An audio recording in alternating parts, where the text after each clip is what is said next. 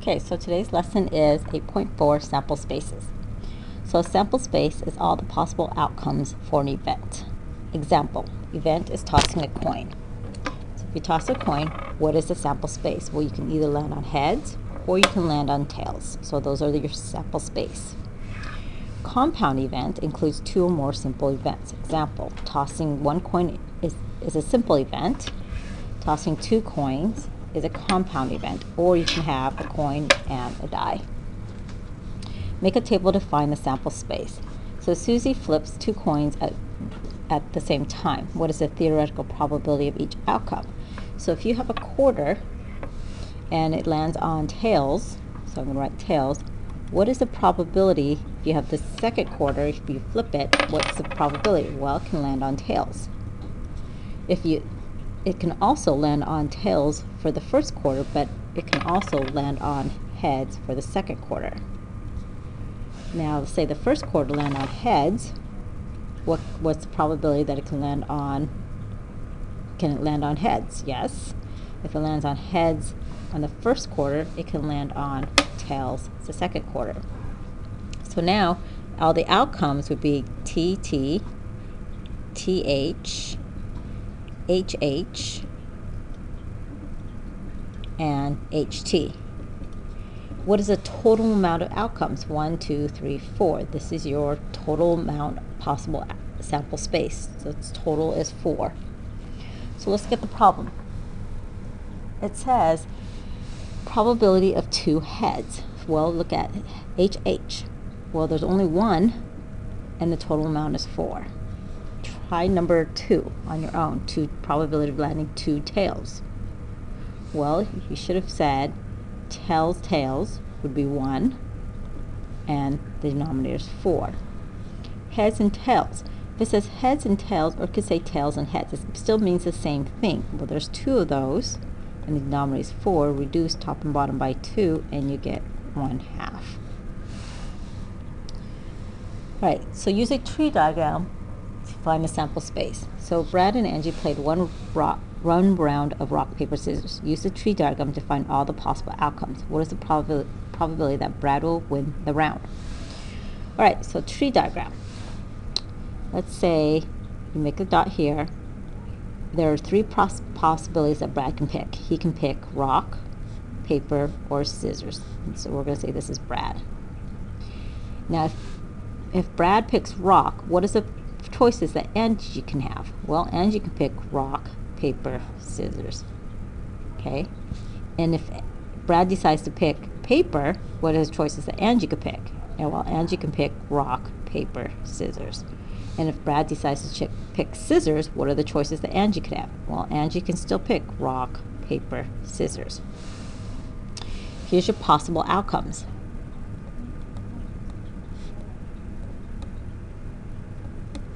Okay, so if Brad picks rock and Angie picks rock, then that's a tie. If Brad picks rock and Angie picks paper, then Angie wins. If Brad picks rock and Angie picks scissors, then Brad wins. And you can do that for all of them. So then if Brad picks paper and Angie picks rock, then Brad wins. If Brad picks paper and Angie picks paper, then it's a tie. If Brad picks paper and Angie picks scissors, then Angie wins. If Brad picks scissors and Angie picks rock, then Angie wins. And if Brad picks scissors and Angie picks paper, then Brad wins. And if they both pick scissors, then it's a tie. Okay, so that's all the possibilities. Well, how many possibilities are there? 1, 2, 3, 4, 5, 6, 7, 8, 9. What is the total amount of outcomes? Well, that's 9. How many times does Brad win? Well, count. 1, 2, 3. Brad wins 3 times. Well, this can be reduced top and bottom by 3, and you get 1/3. So Brad can win the game 1/3 out of the time. Let's look at the next page. So it says Mrs. Marion is trying to decide what she wants in her Chipotle burrito. She's either going to have chicken or steak, black or pinto beans, mild, medium, or hot salsa. Draw a tree diagram to find the probability of picking a chicken burrito with black beans and medium salsa. So here you make a dot. So I always start with what the first thing says, chicken or steak. So there's 2 possibilities right there. Okay, so you write chicken and steak. Black or pinto beans. Well, if she picks chicken, she can pick black or pinto. Even with steak, she can still pick black or pinto beans. Mild, medium, or hot salsa. So if she has chicken and black beans, she can still have mild, medium, or hot. And same with pinto. Mild. Okay, so even with steak. And with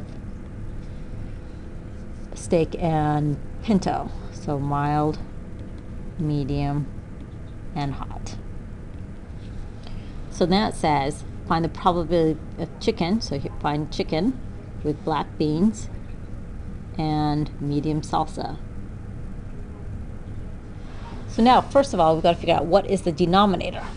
All you have to do is count the bottom. 1, 2, 3, 4, 5, 6, 7, 8, 9, 10, 11, 12. Well, that's 12. So that's your total number of outcomes. Okay, how many times can she pick chicken, black beans, and medium salsa? Just once, so it'll be 1/12.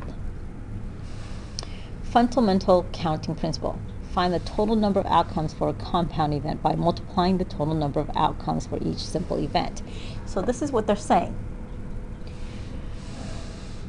We counted the bottom, but you could also say is this. There's 2 choices here. There's 2 choices here, so you're going to multiply by 2, and there's 3 choices here. So 2 times 2 is 4, 4 times 3 is 12 to find your total number of outcomes. So looking at problem number 1, to find the total number of outcomes, build a burrito. You choose 2 types of meat, 2 types of beans, and 3 types of salsa. So it'd be 2 times 2 times 3, which equals 12. So here, building a sandwich.